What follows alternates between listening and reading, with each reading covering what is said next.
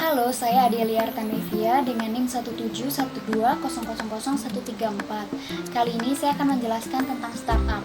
Apa sih startup? Startup adalah perusahaan baru atau perusahaan yang masih merintis. Tapi tidak semua perusahaan baru atau perusahaan yang sedang merintis disebut startup. Karena startup adalah perusahaan baru atau perusahaan yang masih merintis khususnya di bidang teknologi dan informasi yang berkembang di dunia digital atau internet. Nah, startup ini sedang hits banget nih di Indonesia. Apa aja sih perusahaan startup yang sedang hits di Indonesia? Yuk kita lihat. Untuk di bidang belanja online atau online shop, ada Shopee, Lazada, Bukalapak, Tokopedia, Zalora, dan masih banyak lagi. Dari dunia kesehatan juga ada loh. Ada Halodoc, Klik Dokter, Halo Dokter, dan masih banyak lagi. Eits, dari dunia pariwisata juga ada Traveloka, Pegi-Pegi, Agoda, Booking.com, dan masih banyak lagi. Tenang, dari dunia pendidikan juga ada Ruang Guru, Zenius, dan masih banyak lagi. Startup bisa disebut juga sebagai kewirausahaan. Nah, sebelum berwirausaha, kita harus pastikan dulu nih kalau kita punya jiwa kewirausahaan sosial. Apa sih jiwa kewirausahaan sosial? Yang pertama, pelayanan. Mau bergerak di bidang jasa atau barang, pelayanan harus tetap nomor satu, atau biasa kita sebut sebagai customer service section. Yang kedua, right man in the right place. Orang yang tepat bekerja di bidang yang tepat. Contohnya, lulusan akuntansi bekerja di bidang akuntan. Lulusan manajemen sumber daya manusia bekerja di bidang human resource atau HR. Yang ketiga, bagaimana caranya kita harus mengubah problem menjadi opportunity. Yang keempat, kenali apa kebutuhan masyarakat. Karena kalau misalnya kita membuat suatu barang atau jasa tapi masyarakat nggak butuh, lalu siapa yang mau beli? Bagaimana bisa laku? Yang kelima, bagaimana cara karya menjadi impact. Yang keenam, konsep desain yang nyaman dilihat dan pastinya harus menarik. Yang ketujuh, pricing atau memberi harga suatu barang atau jasa sesuai dengan market yang kalian inginkan. Selanjutnya ada pola pikir kreatif, yaitu konektivitas yang menghubungkan antara kesulitan, masalah, persoalan yang belum terpecahkan atau belum terselesaikan menjadi sebuah peluang. Jika dihubungkan dengan pemahaman juga keahlian. Dengan adanya kesulitan, kita bisa menciptakan peluang bisnis atau ide kreatif yang menguntungkan. Selain itu, dalam berwirausaha, kita juga harus melakukan inovasi.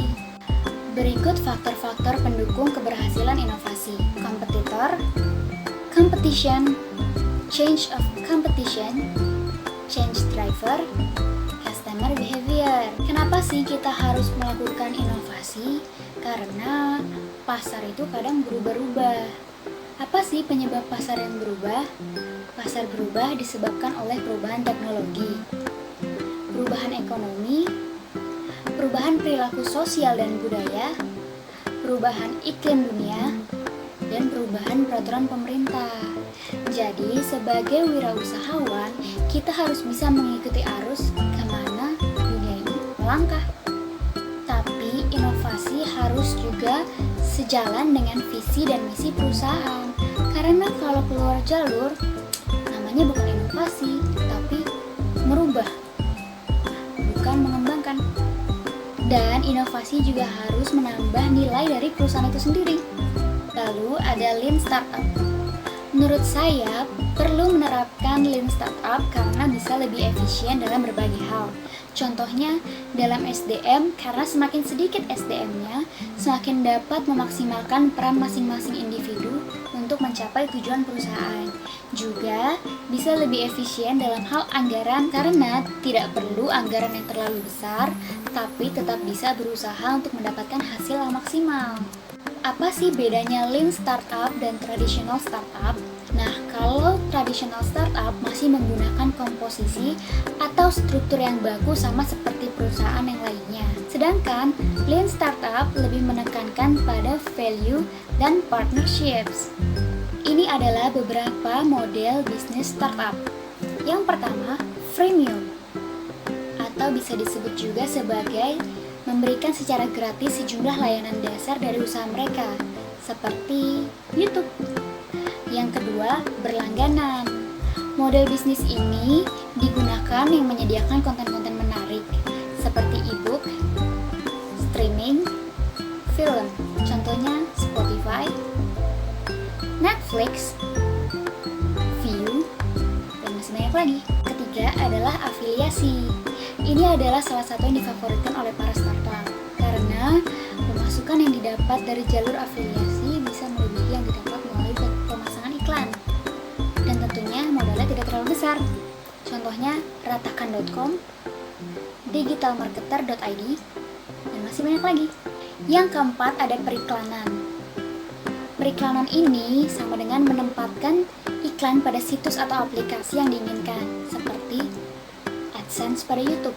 Selanjutnya ada marketplace. Nah, ini masih nomor satu favorit di kalangan startup karena hanya menyediakan tempat untuk bertemunya penjual dan pembeli, seperti yang tadi aku sebutkan, Shopee, Lazada, dan masih banyak lagi. Sebagai perusahaan yang bergerak di bidang teknologi dan informasi, kita juga harus memikirkan tentang strategi promosi. Tapi sebelum melakukan strategi promosi, kita harus menentukan dulu nih siapa target pasar kita. Selanjutnya, ya sudah pasti menggunakan sosial media untuk melakukan promosi. Lalu, memilih tempat yang strategis, menjalin komunikasi dua arah dengan konsumen atau bisa disebut sebagai feedback. Nah, itu dia penjelasan startup dari saya. Kalau ada salah-salah kata, mohon dimaafkan ya. Terima kasih.